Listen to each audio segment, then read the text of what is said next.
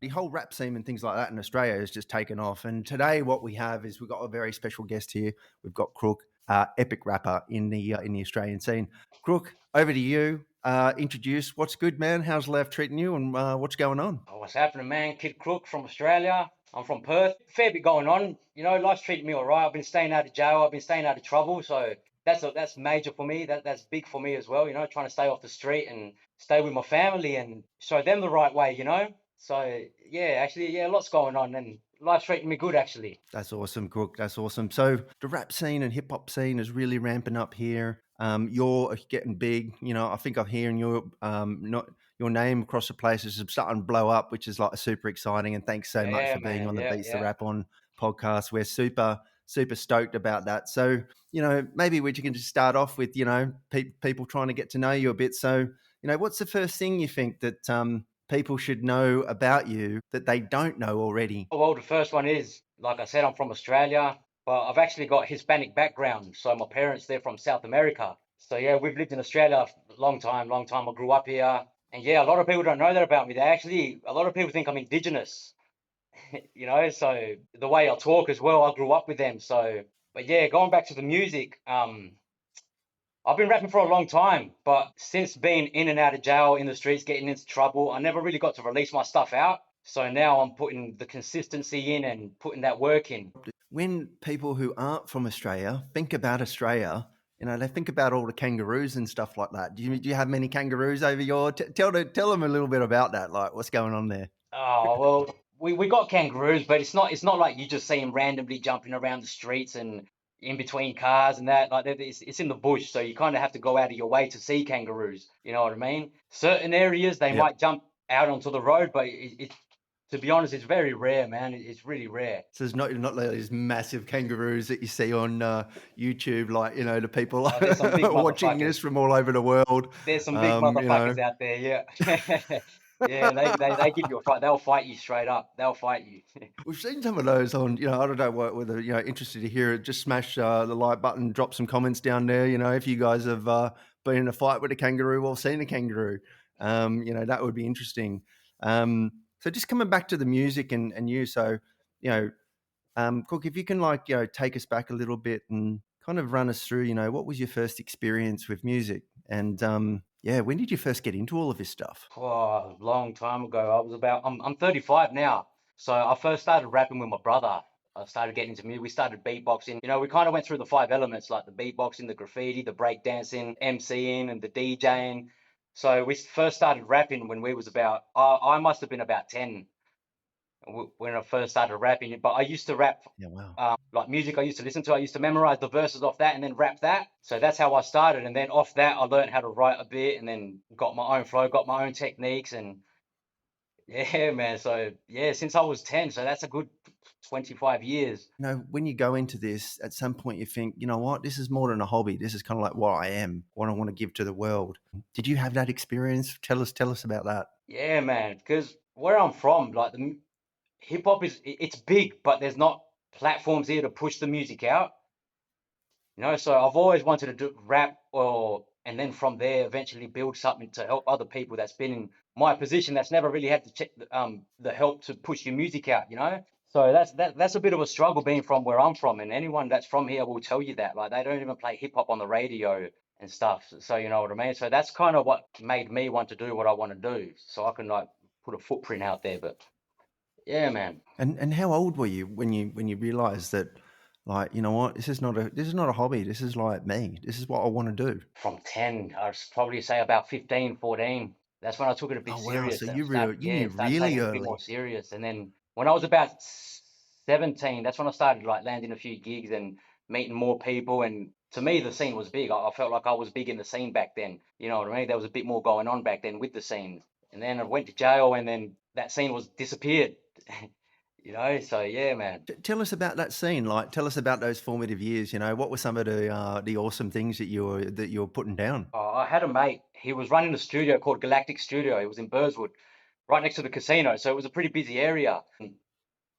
he had like an indie label which we were signed to as well. So he was arranging all these gigs, and rappers from America were coming over. We were getting the opening acts for them and stuff. So like all of that's a massive highlight for me, you know, because it's not something that happens every day. It's not something you can just go and do. So yeah, they were massive highlights for me. Like I've got photos there on my web pages and stuff, but I'll never forget them things, you know, like performing up on that stage and opening up for the person you're going to open up for. Like it's a big feeling, you know. Tell us more about that, man. Like we see you, I'm just talking to you now, and I see your eyes just lighten up when you're talking about, like, what was that feeling?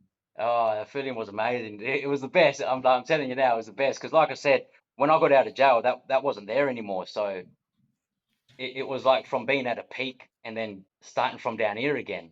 You know. So yeah, that it was wicked. It was wicked. And the people I met as well, like some people I'm still in touch with, music like other rappers and stuff, I'm still in touch with. But oh man, some of my best years. It's just the only thing that sucks was my state of mind and what I was doing at the time. It didn't pay off for me. So that's the only downfall of that. And when you were up there, like tell us some of the openings like you were doing, and like what's the sort of what sort of tunes that you were like throwing down, some of the bars you were punching in with.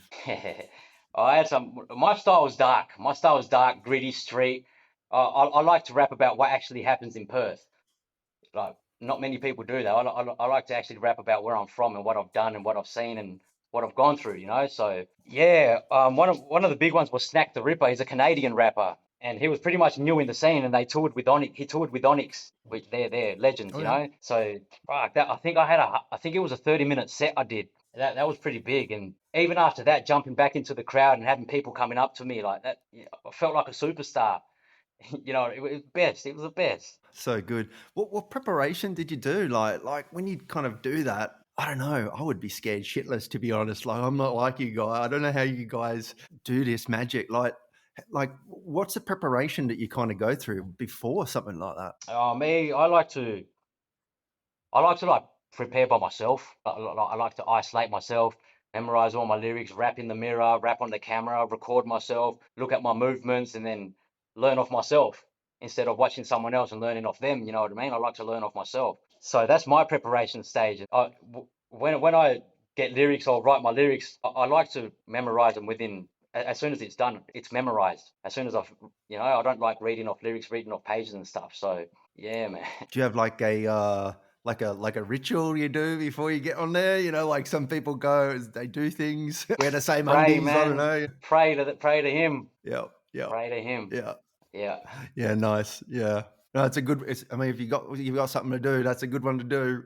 Of course. Yeah, yeah, yeah. What were some of the biggest influences for you when you were growing up that influenced you around your style? Musically, I like the fast shit. So it was always Bone Thugs, Twister, and then from then. But I also like the old school boom bap, Mob Deep, Onyx as well. Like I love that Wu-Tang. Like it was always that, but preferably the faster stuff. And then from there, I learned a bunch of fast rappers, but they're not mainstream because that music doesn't blow up. So we call that fast style chopper style. We call that chopper rap because it's like a gun when you rap, like you know what I mean? So it's called a Yeah. chopper style. So that's my style. And then yeah, I've been influenced through still to this day, Tech Nine, Twisted Insane, King ISO, all the strange music, Ritz, Yellow Wolf, all of that, still to this day. Man, there's some good stuff there. Do you want to punch in with a couple of bars, or I'm sure someone wants to hear some. You drop some. Do you want to drop some now, or? I've got something here right now, yeah. So this All is right, let's actually a go. feature I've got with one of my mates, but it's just my verse. I'll show you my verse because my mate's in jail at the moment, so it's not going to be out for a while. So I'll just give you a little look at that, all right? Okay. I never put my hands up, I'll be down for the action. Now I'm handcuffed up in the back of a paddy wagon. Pants sagging and maybe a warring in the game. If you haven't spoke about me, then you must have heard the name. Ain't shit changed, the kid's still down to rap. I ain't just a rapper, when you step, you better come correct. Stuff the neck, I'm about to check and I don't waste time. Boy, I got the weed to get him high, make him waste time. I'm always taking shit that ain't mine. Great minds think alike and now we're bound to rob him at the same time. Ah, something like that. You put me on the spot, man. Oh man, that is so good. I was just trying to think, like, we just need some really fat beats to just Oh drop man, the behind beats. that, just to light up those tunes. Of course, Oh man. Of man, that's course, man. The good. beats. The beats. To me personally, it's hard finding beats because I only like certain beats. I'm if someone just throws beats at me, I'm very, very picky. If they throw 100 beats at me, I'll probably pick two out of those 100. You know, so I'm very picky with my beats. Like I like a certain style. It has to sound a certain way. And do you work with like sound engineers to get those beats, or like how do you land on the ones you like? Oh man, YouTube, and I buy them. I buy them before they sell. Nice. Yeah, because it's happened to me Yeah, before where nice. I've liked the beat, I've written to it, I've gone back to buy it, and it's sold. It's like, oh fuck, I should have bought it straight away, you know. So I've had to like rearrange that whole song, rewrite that whole song, find a whole new beat, new. Oh man, it's a nightmare when that happens. And do you ever work with anyone like, are there folks in around your area, or back in the day, did you ever work with like studio, I don't know, audio engineers or anything, or producers or stuff like that? Yeah, I've been to this guy called Andrew Wright. He used to be, but when I used to go to him, he was called Gold Dust. He does really well now, but it's not really on the hip hop side. So I've found this new guy called Daunt on the Beat, Daunt Studios. Shout out to Dawn. Shout out to Daunt, man. Go give him a follow. He's on Instagram. I'm pretty sure he's on Facebook. But yeah, wicked guy. I've been working with him, so I've been seeing going to his studio, working with him. He's been not trying to. He's actually looked into my style a bit. So now when I go there, he kind of knows what to do without me saying it. So good Oh, things should how come good's from that? there. How much do you like punch in on the spot versus like drop bars that are kind of pre-written? It depends. If it's fast, I might have to punch in once or twice because sometimes my breath will just. But sometimes I get it one go. Sometimes it's the slow ones I have to punch in more because I'm not used to the slow ones. Yeah. Yeah, Yeah. but yeah, Yeah, you got it could be yeah. different. Sometimes I might get it one take, two takes. Sometimes I might punch in a few times. It depends on the day. Was there like a defining moment where you knew you had something special that, like people wanted to hear? Yeah, when people weren't saying I was whack, when they weren't saying I was shit, when they were actually saying I was good, they actually wanted to hear more. They were asking me when am I going to release my own stuff? When am I going to drop videos? So stuff like that. That's what made me realize. Yeah, nice. And did that happen when you were younger, or like was that like later on in life? Like yeah. Nah, I'd say younger. Yeah, probably around the 15 mark, 15-year mark. Really? Yeah, 15. man. How good's that? So Beautiful. you're like dropping some flows and you're 15 and you already know. I mean, like honestly, that's pretty good. Normally, like a lot of people have to just take a long time. I think that's the difference between a natural like yourself Yeah, and maybe someone who's learning the skill.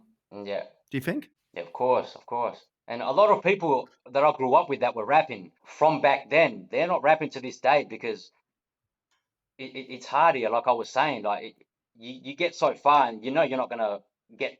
You're only gonna get so far in Perth, in Australia. You know what I mean? Over where you are, Sydney, they're popping off a bit more. They've got a bit more going on, but Perth, we're really behind. WA is really behind. Before you even kind of get to that, there's like this whole creative process that everyone goes through, right? And it's different to everyone. I'd love to hear what that is for you. You know, You mean as in like when I'm writing a song or something? yeah, yeah. Like, what's that whole creative process? You go through to be able Man, to I create hate these. writing songs. You know why? Because Okay, I'll maybe I find a shouldn't have beat asked that. and I'll fuck with it, you know. So I'll get into writing straight away. But sometimes I'll Right. get writer's block within two lines. I'll move on to another Oh, beat. okay. I'll get writer's block Yeah, within after the first verse. So then I go back to this yeah. one and it's like, nah, this one's not working. So I have to find a whole new beat to try overcome these two. And then so that's my writing process, and that's no word of a lie. Sometimes it can take me weeks to write one song. It take me weeks to write two verses, but it'll get done. I'll make sure it's perfect, you know. Yeah, nice. Is there one that's just like 30 seconds and it's like it's out? I think the fast ones are the features, or if I'm a feature or if I'm doing a song with someone, I think they're the fast ones where it'll just come to me because we're kind of bouncing off each other. So Yeah. it kind of makes it where we're putting ideas in together. We're both contributing. So yeah, they're the fast And ones when for you're me that doing I'll that, are you smash those freestyle? out. Oh, nice. And when you're doing that, do you like freestyle much, or is it when you bounce off each other? Yeah, well, it pretty much is all freestyle when you're bouncing off each other because you're just letting the Right. beat play and you, all right, we'll do this. Oh, this is what I come up with. You'll rap it to him and you quickly try to go off his last word, or you know what I mean? Do you like try and throw in a bit of diss every now and then, or? Yeah, of course. And me and one of the boys are actually writing one right now. It's not disc, but we're kind of like making it slightly funny where we're just saying dumb shit about ourselves, just Yeah, calling ourselves names and stuff like that. So it's kind of like dissing ourselves, you know? yeah, yeah, yeah. No, it's always good. It's always good. It's hard to do. It Like is. not many people can do that, and especially so fast. Yeah. How do you kind of know when to say, right, I'm ready to drop in and great track out of this? When I'm happy with it and when I want to keep listening back to it and listening back to it without knowing there's nothing to fix. Okay. Knowing I'm happy with Yeah, every nice. part of the verse, knowing I'm happy with the transition from the verse into the hook, from the hook back into the second verse, knowing I'm happy with all of that, that's when I know the song's done. That's so good. And like the hardest part of creating music that like people don't see. What do you reckon the hardest bit is for you? Oh, starting it off. Say, for example, starting the song off by yourself, starting that shit off. To me, that's hard. Yeah, starting it off, that's hard. But then also finding the time as well is hard because I'm a dad to two kids, and even just finding the time to do music it's a bit of a struggle as well, because, yeah, man.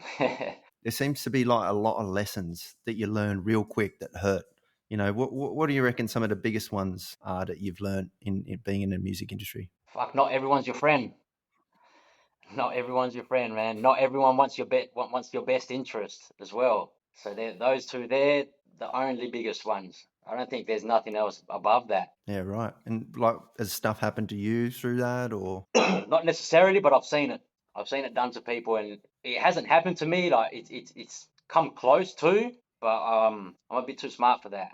What's like one mistake you see upcoming artists kind of making? Consistency. Consistency is key. Even though sometimes you find it's hard to find the time, but consistency. Even if you write two-liners, three-liners, four-liners here and there, that's that consistency. You can mix all those together later on. You can find something there. And also, another thing I want to shout out is rappers that haven't lived it and they try and rap about it. Don't do that. Don't do that. Because some of us have lived it and we've never seen you there. So don't do that. Yeah, because you're right. Because like, there's probably like an authenticity thing, isn't there as well? It's like it's difficult to be like honestly authentic if you haven't kind of had those emotional experiences. Is that where you were? Is that what you were kind of thinking of when you said Of that? course, yep, yep, yep. And how do those? How do you feel those emotional experiences come through your raps and tunes? Oh, man, sometimes I pour my heart on those songs. Like recently, I dropped. I think the second last song I released, it was called "Save Me." I did it for Mental Health Awareness Month, so that was a pretty deep one. I poured my heart's on that one. I wear my heart on my sleeve, but my heart's on that page, man. So that's a good song. I like that song. That's pretty deep for me, anyway. Yeah, wow. Is that up? Yeah, where can they find that tune? By the way, I'm everywhere. I'm through DistroKid, so I'm everywhere. Real KiD CROOK awesome. or just KiD CROOK. It's the same everywhere. So go, shout out KiD CROOK. Crack open the browser, go check it out now. Yeah, give us a follow. Give us a follow. I'm also Follow, on shout TikTok. I'm out. trying to hit 1K followers so I can start going live. Let's do it, baby. Smash Yeah. that button. That's gold. No, that's really good. Tell us about what you're doing now, what's on your mind, what you're super pumped about, like what do you want to get out there? Oh man, I'm super pumped about this podcast right now. So yeah, and I'm Oh, we're real actually humble working on about that. So and I'm actually working on another album at the moment.